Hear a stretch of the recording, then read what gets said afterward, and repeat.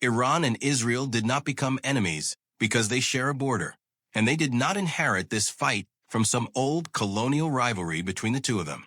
Their conflict grew out of a larger collapse in the Middle East, the rise of nationalism, the creation of Israel, the Iranian Revolution, and decades of war by proxy. What looks like a sudden confrontation is actually the result of layers of history piling up for more than a century. At the beginning of the 20th century, much of the Middle East was still part of the Ottoman Empire. For centuries, that empire had ruled over a huge stretch of territory.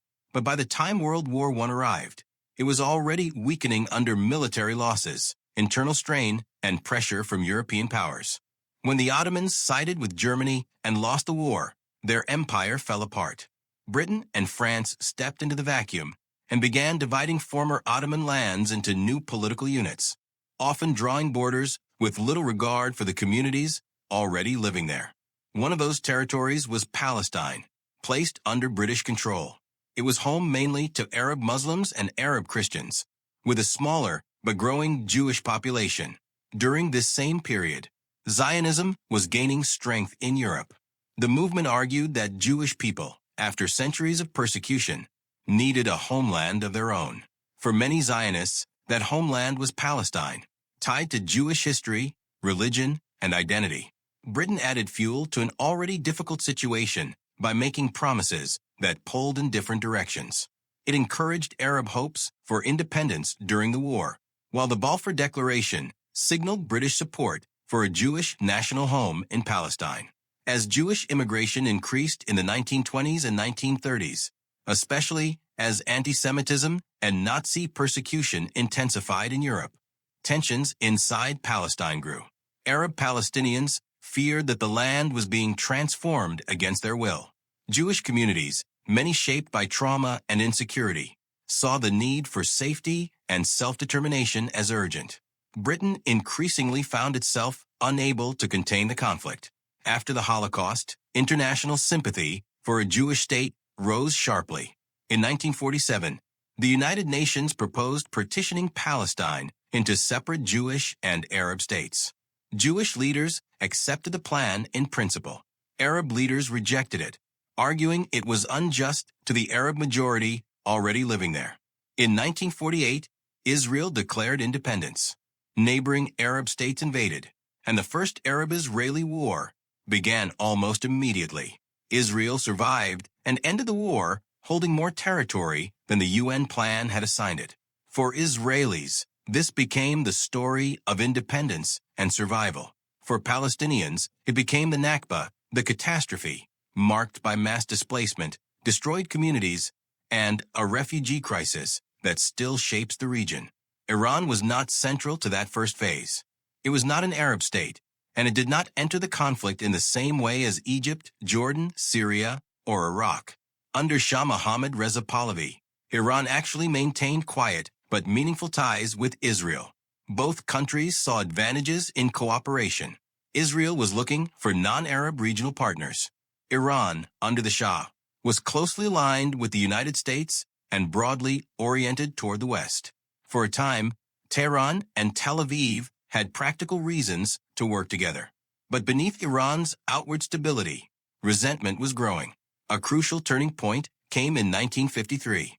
Iranian Prime Minister Mohammad Mossadegh had moved to nationalize Iran's oil industry, challenging British control and alarming Western governments. A coup backed by the United States, and Britain removed him from power and strengthened the Shah. In Washington and London, this was treated as a strategic win.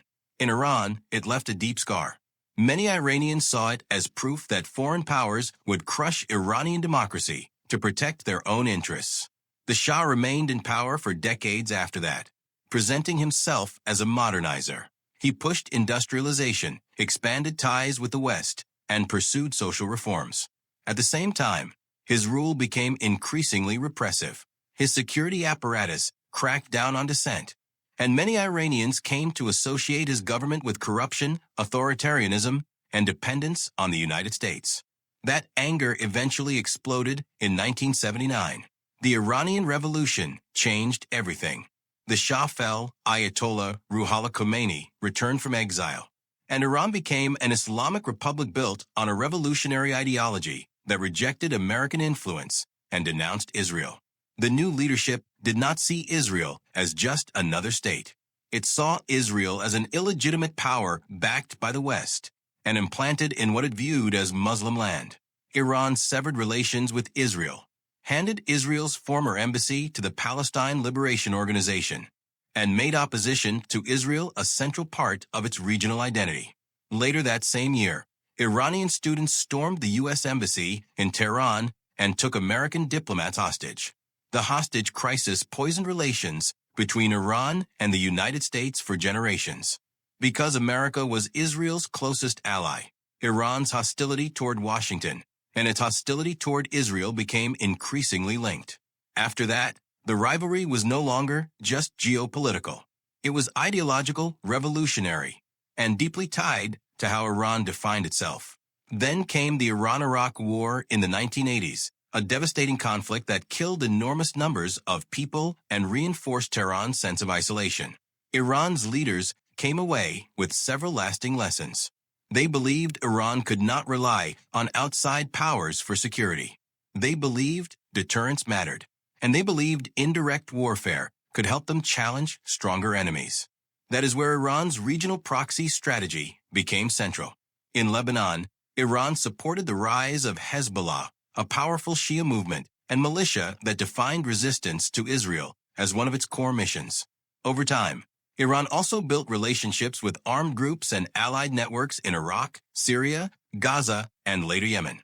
This gave Tehran a way to pressure Israel without fighting a conventional war from Iranian territory. Instead of one front, Iran helped create a web of fronts. Israel responded with its own long game. It treated Iran's expanding influence as a strategic threat, especially as Hezbollah grew stronger in Lebanon and Iran deepened its presence in Syria. At the same time, Iran's nuclear program became a major flashpoint. Tehran insisted its program was peaceful. Israel and many Western governments feared it could eventually give Iran a path to nuclear weapons. For Israeli leaders, that possibility was unacceptable. Over the years, this produced sabotage, cyber operations, assassinations of Iranian nuclear scientists, and repeated efforts to slow Iran's progress without triggering full-scale war. In 2015, the nuclear deal known as the JCPOA briefly created a diplomatic opening. Iran agreed to limits and monitoring in exchange for sanctions relief. Supporters argued it reduced the immediate nuclear risk. Critics, including Israel's government, argued it was too narrow and only postponed the problem. When the United States withdrew from the agreement in 2018, the deal began to unravel. Iran gradually moved away from its own commitments, and the confrontation returned with even greater mistrust. For years, most of the conflict stayed in the shadows. Israel carried out strikes on Iranian-linked targets in Syria. Iran armed and financed partners across the region. Cyber attacks, covert missions, assassinations, and maritime incidents became part of a constant low-level war. The strange thing was that both sides seemed to understand the rules. They were enemies, but they were also trying to avoid a direct, all-out clash. That old logic started breaking down after October 7, 2023, when Hamas carried out a massive attack on Israel, killing around 1,200 people and taking hostages.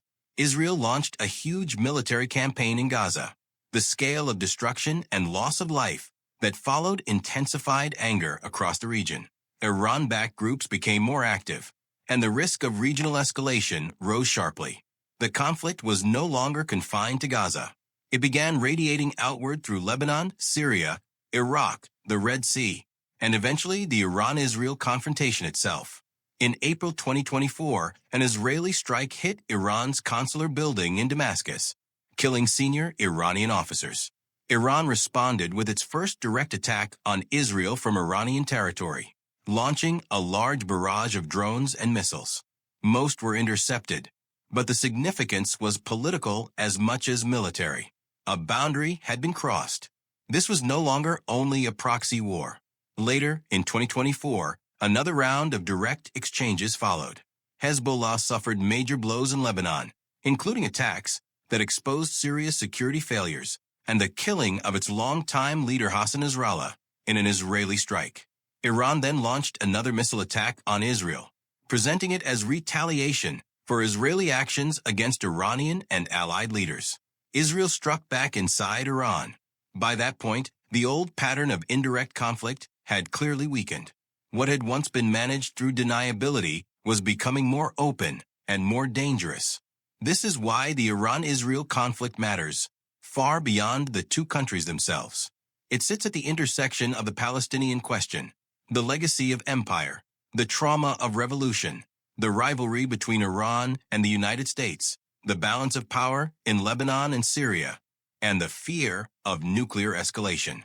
It is also a conflict shaped by competing national memories.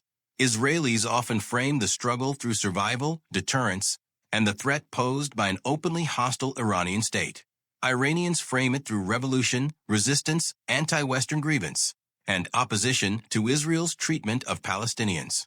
Palestinians, meanwhile, have lived with the consequences of regional power struggles for generations, often as the people paying the highest price. What makes this conflict especially volatile is that both sides believe they are acting defensively, and both believe the other side is trying to reshape the region by force. That creates a cycle in which every strike is presented as a response, every escalation is justified as deterrence, and every new red line becomes easier to cross than the last.